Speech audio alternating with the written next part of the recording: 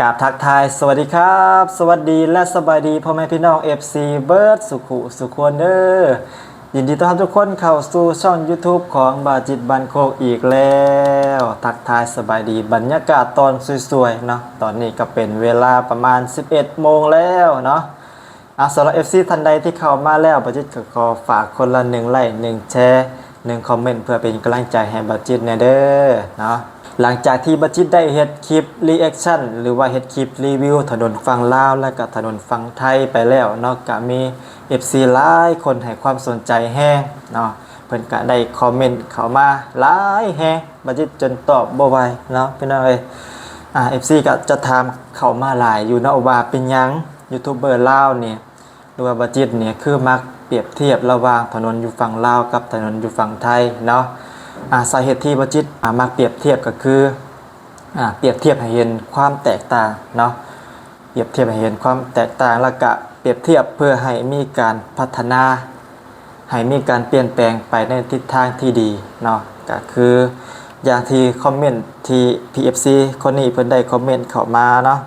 นี่บัจิตจะอ่านให้ฟังเพิ่นได้คอมเมนต์เข้ามาว่าการเปรียบเทียบคือการพัฒนาครับเนาะสมัยก่อนไทยก็เอาญี่ปุ่นมาเปรียบเทียบมาเผยแพร่ให้คนในประเทศได้รู้ได้เห็นและได้พัฒนาตามประเทศเขาในสิ่งที่ดี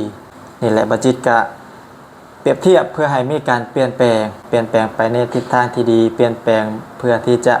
พัฒนาขึ้นนั่นเองเนาะพี่น้องเอ้ยหลังจากที่บัจิตได้เผยแพร่คลิปเปรียบเทียบระหว่างถนนอยู่ฝั่งลาวกับถนนอยู่ฝั่งไทยเนาะถ้าเป็นหน้าฝั่งไทยนี่ก็มีคนลาวก็บ่พอใจเนาะว่าบัจิตขายชาติแน่ว่าบัจิตด้อยค่าประเทศของตัวเองแน่จังซั่นจังซี่เนาะบัจิตก็บ่ได้มีเจตนาว่าที่จะมาด้อยค่าประเทศของตัวเองบ่ได้มีเจตนาว่าจะมาขายชาติเนาะแค่มานำเสนอความจริงเท่านั้นเองเนาะพี่น้องเอ้ยเพราะว่าถนนอยู่ฝั่งลาวน่ะส่วนใหญ่ยังเป็นแบบนี้อยู่เลยเนาะยังเป็นทางลูกรังส่วนหน่อยที่จะเป็นทางลาดยางขนาดทางหลักเนาะทางหลักของฝั่งลาวก็ยังมีแต่ขี้ตมเนาะพี่น้องอันนี้มันก็คือความจริงเนาะเนาะหลังจากที่ได้รีวิวคลิปแรกไปแล้วก็มีคนให้ความสนใจหลายมื้อนี้บัจิตก็จะมารีวิวอีกเป็นคลิปที่2เนาะแต่ว่าจะบ่ได้มารีวิวทางธรรมดามื้อนี้บัจิตจะมารีวิวทางขึ้นภูเขาเนาะทางขึ้นภูเขาของฝั่งลาวแล้วก็ทางฝั่งไทยเนาะว่ามันมีความแตกต่างกันแน่ไรเนาะพี่น้องเอ้ยทางอยู่ฝั่งลาวนี่มันสิโหดขนาดไหนเนาะบัจิตเชื่อเลยว่าหลายคนอาจจะบ่เคยเห็นทางแบบนี้เนาะแต่ยังไม่เห็นอยู่ทางฝั่งลาวเนาะนี่เดี๋ยวบัจิตจะมาให้เบิ่งให้ชมนำกันเนาะมาเปรียบเทียบมาเบิ่งความแตกต่างนำกันว่าถนนอยู่ฝั่งลาวนี่มันโหดขนาดไหนเนาะทางขึ้นภูเขาเนาะเป็นยังไงขนาดทางธรรมดาเนาะทางลักทางธรรมดานี่ยังมีแต่หลุมแต่บ่ออยู่ทางฝั่งลาวเนาะแล้วทางขึ้นภูเขามันสิโหดขนาดไหนเดี๋ยวเราไปเบิ่งไปซ้นเอากันเลยเนาะเป็นยังไงโอเค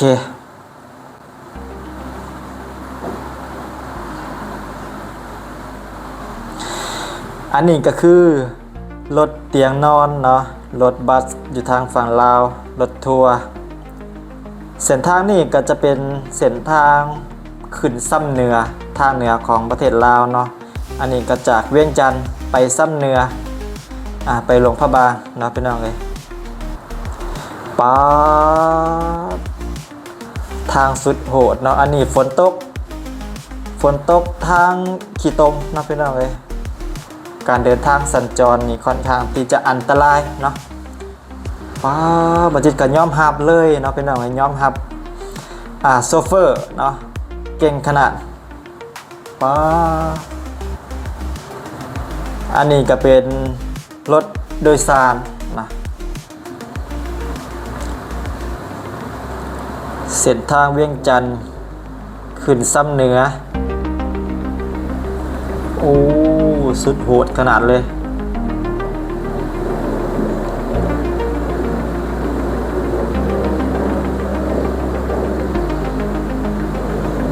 นี่นะ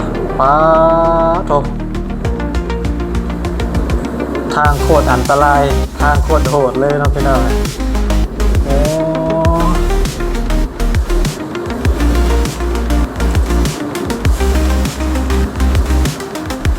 ขตซ้ำเหนือเนาะเขตทางเหนือของประเทศลาวอันนี้เป็นทางลักได้เนาะพี่น้องไงทางลักนี่รถทัวร์กับสัญจรไปส่งผู้โดยสารเนาะ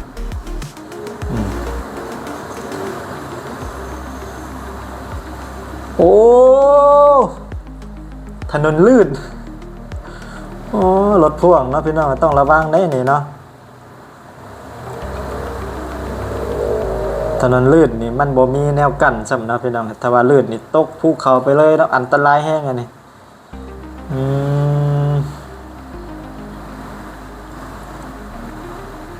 อันนี้ก็คือเส้นทางภูเก้าลักเนาะอัปเดตล่าสุดเมื่อวันที่27 เดือน 9 ปี 2025 นั่นเองเนาะพี่น้องล่าสุดเลยเนาะ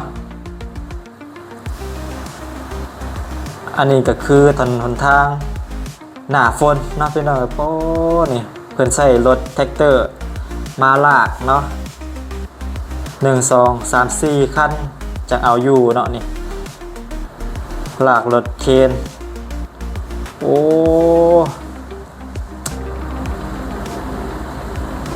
สุดโหดเนาะ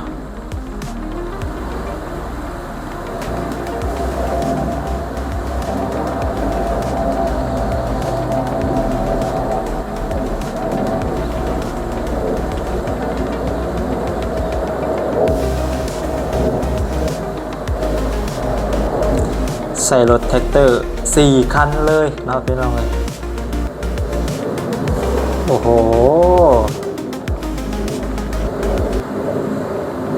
อันนี้ก็เป็นทางลักไอ้เนาะพี่น้องเนาะทางลักเขียดขึ้นซ้ำเหนือนี่โอ้รถกระบะขึ้นบ่ไหวเนาะ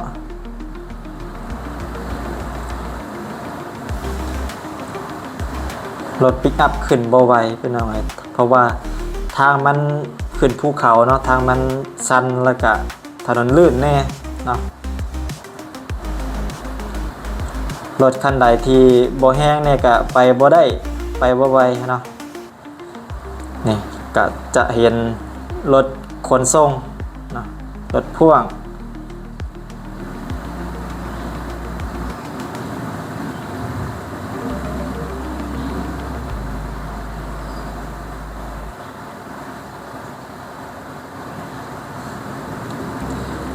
ต้องยอมรับเลยว่าโหดแห้งอีหลีเนาะนี่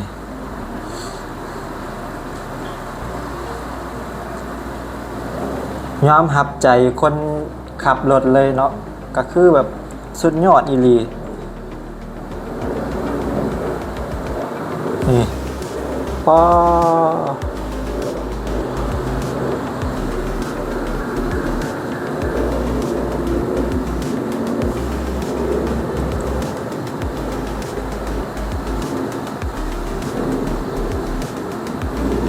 นี่น่ารถพ่วงเป็นอะไรรถพ่วงรถขนส่งสินค้าก็อันตรายเนาะอันตรายแฮงรถพ่วงเนี่ยเนาะอันนี้ก็จะเป็นคลิปที่ประจิตเอามานำให้เบิ่งประมาณหนึ่งเนาะยังเอามาให้เบิ่งบ่เบิดเนาะเป็นอะไรหาได้ซ้ำนี่เนาะเอามาให้เบิ่งคร่าวๆก่อนอันนี้ก็คือทางลักเนาะทางลักทางซ้ำเหนือทางเหนือของประเทศลาวโหดขนาดเลยเนาะปอทางก็ยังเป็นทางแบบดั้งเดิมอยู่เนาะพี่น้องเลยทางขี้ดินเนาะทางขี้ดินนี่เวลาหนาฝนมาเนาะหนาฝนมาก็เฮ็ดให้ถนนลื่นเนาะก็อันตรายเนาะสำหรับรถโดยสารรถพ่วงนี่เนาะถ้าว่าตกภูเขาไปนี่จบเลยเนาะทางสุดโหดนะก็จะเห็นรถโดยสารเวียงจันทร์ขึ้นซ้ำเหนือขึ้นหลวงพระบางพุ่นแหละขึ้นทางเหนือของประเทศลาวพุ่นแหละเนาะรถโดยสารรถขนส่งสินค้ากะโซนหน้าฝนก็ทำใจแน่เนาะก็ต้องใส่ความระมัดระวังในการขับขี่ยอมรับคนขับเลยเนาะคนขับนี้สุดขนาดเลยนี่นะเวลาหน้าแล้งเนาะหน้าแล้งกะใครแน่แต่ว่าถนนมันบ่ลื่นเนาะแต่ก็จะมีขี่ฝุ่นขี่ไงแน่กะบ่เป็นหยังกะยังใครกลัวหน้าฝนอยู่เนาะหน้าฝนนี้สุดยอดความอันตรายเนาะอันตรายแฮงเป็นจังไดปานี่อันนี้บ่จิตก็ยังบ่เคยเห็นเลยหากก็เห็นนี่เนาะก็เลยอยากเอามานำเสนอให้ทุกคนได้เบิ่งนํกันเนาะบัดทีนี้ บาจิตจะพาทุกคนไปเบิ่งทางขึ้นภูเขาอยู่ทางฝั่งไทยเนาะว่ามันมีความแตกต่างกันแนวใดมาเปรียบเทียบให้เบิ่งเลยเนาะหลังจากที่บาจิตให้เบิ่งทางขึ้นภูเขาอยู่ฝั่งลาวไปแล้วเนาะบาจิตจะพาทุกคนมาเบิ่งทางขึ้นภูเขาอยู่ทางฝั่งไทยว่ามันจะมีความแตกต่างกันแนวใดพี่น้องโอเคไปเบิ่งไปชมกันเลยนะว้าวอันนี้ก็คือทางขึ้นภูเขาอยู่ทางฝั่งไทยนั่นเองเนาะพี่น้องเอ้ยจะสังเกตได้เลยว่าเพิ่นเฮ็ดทางลาดยางเบิดแล้วเนาะนี่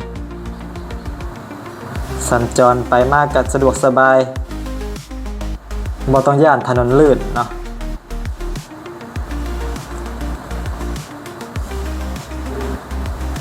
ว้าสวยงามแฮงเนาะนี่ภูเขาพี่น้องเอ้ยภูเขาถนนก็งามอันนี้ก็คือรถโดยสารเนาะนี่ไปมาแบบสะดวกแห้งนี่เพิ่นซิ่งเลยเนาะแบบบ่ต้องห่วงว่าถนนจะลื่นนะ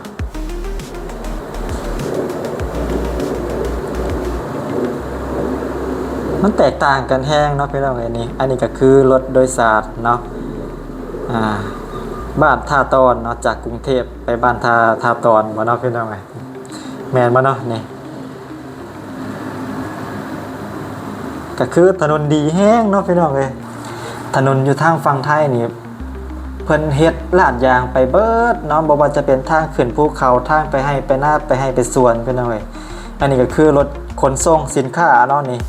ปีนขึ้นภูเขาป๊าด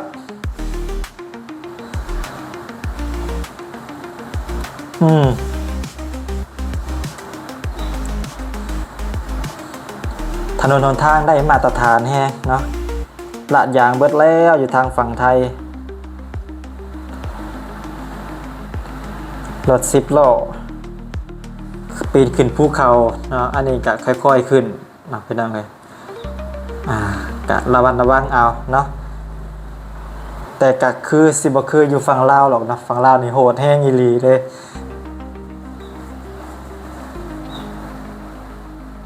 สวยงามแฮงเนาะว้าวอันนี้ก็คือ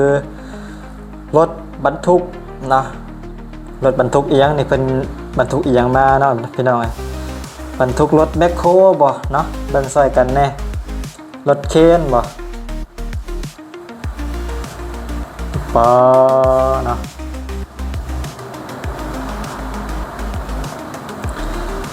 ถ้าว่าเป็นอยู่ฝั่งลาวเนาะก็คือต้องใส่รถแท็กเตอร์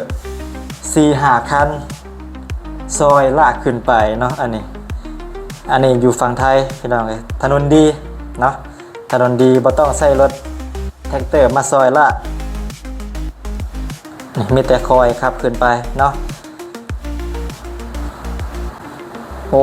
สุดยอดขนาดเลยเนาะก็จะมีประมาณนี้บาจิตเอามาให้เบิกน้อยนึงเนาะการมาเปรียบเทียบทางขึ้นภูเขาอยู่ทางฝั่งลาวกับฝั่งไทยเป็นจังใดเนาะเป็นจังไดมันมีความแตกต่างกันหลายบ่เนาะมันมีความแตกต่างกันหลายแห้งพี่น้องคือแบบฟ้ากับเหวเนาะอยู่ฝั่งลาวนี่ถนนหนทางยังเป็นแบบดั้งเดิมอยู่เนาะยังบ่มีการพัฒนากะอย่างที่บาจิตเอามาให้เบิ่งเนาะช่วงหน้าฝนกะคือแบบอันตรายแห้งเนาะการเดินทางสัญจรรถโดยสารรถขนส่งสินค้าก็ต้องใส่ความระมัดระวังสูงในการขับขี่ถนนมันลื่นเนาะสุดโหดสุดกระลือโหดขนาดเลยเนาะพี่น้องสำหรับถนนอยู่ฝั่งลาวเนาะและถนนอยู่ฝั่งไทยนี่บาจิตคิดว่าเนาะทั่วประเทศไทยนี่เพิ่นน่าจะลาดยางเบิดแล้วเนาะทางดินแดงคืออยู่ฝั่งลาวนี่อาจจะบ่มีให้เห็นแล้วเนาะทางฝั่งไทยเพิ่นเฮ็ดคอนกรีตทางไปให้พนาก็เฮ็ดคอนกรีตไปให้ไปสวนก็เฮ็ดคอนกรีตลาดยางเบิดแล้วเนาะแม้กระทั่งทางขึ้นภูเขาเมื่อกี้เนาะพี่น้องลาดยางเบิดการเดินทางไปมาสะดวกสบายเดินทางปลอดภัยเนาะ บาจิตกลับมาเปรียบเทียบให้เบิ่งเนาะเป็นเรื่องเลยว่าทางขึ้นภูเขาอยู่ฝั่งลาวเนาะหรือว่าทางลัดอยู่ฝั่งลาวนี่มันโหดขนาดไหนเนาะแล้วก็มาเบิ่งอยู่ทางฝั่งไทยเนาะทางที่เพิ่นมีการพัฒนาแล้วนี่เนาะก็อยากให้ถนนอยู่ฝั่งลาวเนาะมีการพัฒนาให้ได้คือฝั่งไทยเนาะเป็นเรื่องไงถ้าว่าได้คือฝั่งไทยนี่ก็จะสุดยอดเลยเนาะเพราะว่าถนนนี้มันคือโครงสร้างพื้นฐานมันคือปัจจัยหลัก